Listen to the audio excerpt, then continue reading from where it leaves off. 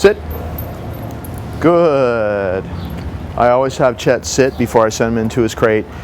This crate is, or the crate is like his mat. He loves his crate. He loves to go in and out of the crate. Good stuff happens in his mind. Good stuff happens anytime he's in there and anytime he goes in or comes out. And so, like the stationing mat, this is the other very exclusive spot that he can only go into or onto with your permission. And so he has to wait. We're kind of, this yard's kind of at an angle, so this will close quickly. So I'm going to just send him in. Go. Send him in his crate.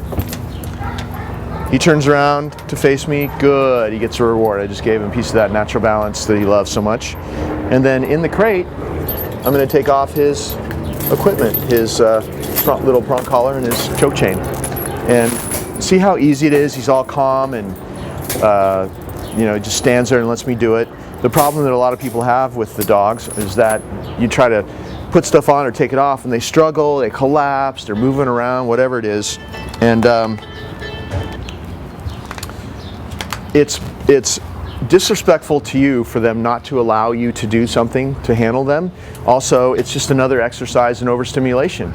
If they're all overstimulated and excited like that, out of control, then that's the state of mind that other things can happen in, like bad behavior comes from that state of mind. So what we're doing with this training is just trying to hit all the places where they can go to that state of mind where bad behavior comes from in all these different circumstances. And if you eliminate those situations, in no time at all you have a super calm and happy dog that doesn't have bad behavior. So that's the purpose of this. But I'm putting things on him when he's in the crate, his collars, and taking them off, and he's really calm there. Over time, after a while, you'll be able to do it when he's out of his crate. That's why we do it this way.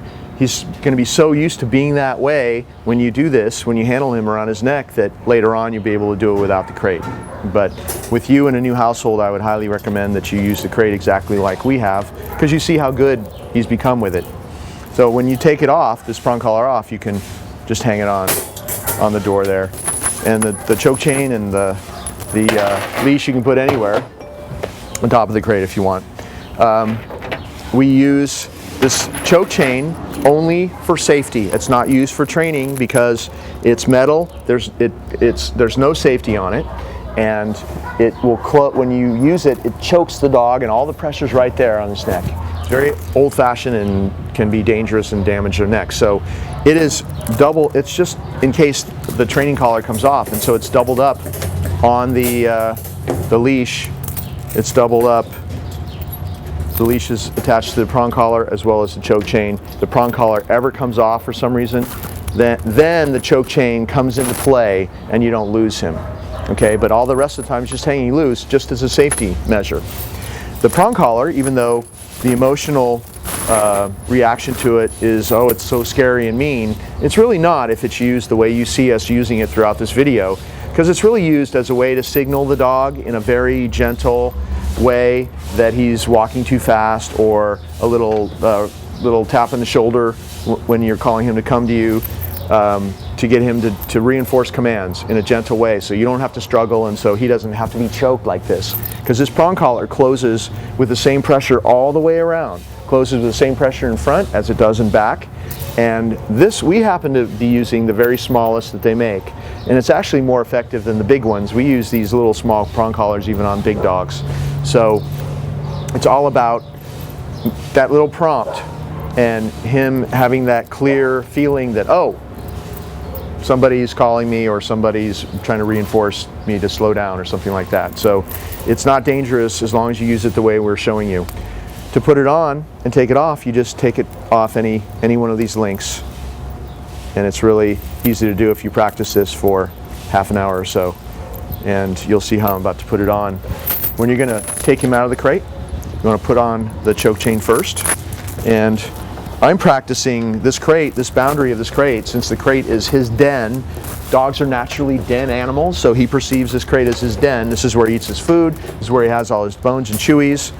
Good stuff happens in his den, but I and you control his access in and out of his den. It's what makes you the leader. It's one of the things that makes you the leader, makes you more powerful in his eyes.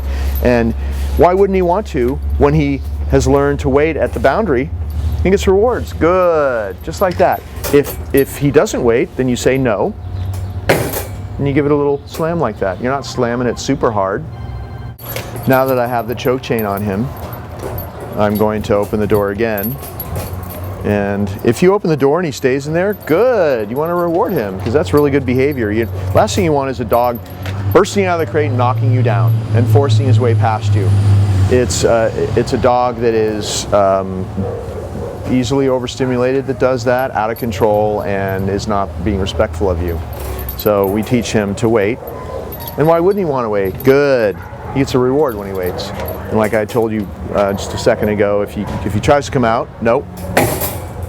He knows what that means. Doesn't even touch his face. It's just a signal he knows to back off. And of course, when I'm rewarding him in there, I put my hand in there because you don't want to be rewarding him here because you're going to teach him to start hanging out the crates. You don't want to do that. And we're using an extra large crate, so there's plenty of room for him in there. And of course, we're using a solid plastic crate because we want to simulate his den. And that's cozy and safe for him, and he enjoys that. He feels safe in his solid plastic crate. The wire cages are very easy to escape from as well and to destroy, so that's why we don't use those. So, when I'm going to put this prong collar on, it's already attached to the leash, and I'm just going to go in here like this and hook him up, and then I'm going to hook up the choke chain to the leash as well, so now it's doubled up.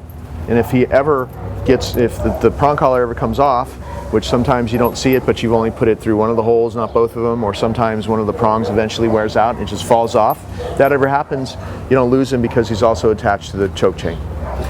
And you want to make sure that he waits, since this whole crate routine is a little training program in itself. Good. As I stand up and he waited, I gave him another reward. I'm going to stand with him to my left. If he, see how he tries to come out? No. You tell him no. Now he's waiting. Okay. And I'm just going to do a little left turn here. One last left turn so I can close the door because... Sit. Good. Because you want to always have that door closed. You squander your greatest power when it comes to that crate by leaving the door open, because then you don't control the boundary and you can't allow him in and out. And so you always keep it closed when he's in there, and you always keep it closed when he's running around. So he's going to want to go in there, but he needs your permission to go in there, because that's where he gets his bones and chewies and everything good happens in there. That's his den. So we developed the crate as a really cool place that he really wants to be, but then he can only be in there with your permission. And it helps with his training because he's got to do a sit, stay, and wait both ways, in and out. And it really helps with his relationship with you, to take you seriously as the person to listen to. And if he takes you seriously, he's not going to be causing problems out on walks with other dogs and things like that. So that's the crate routine. Okay.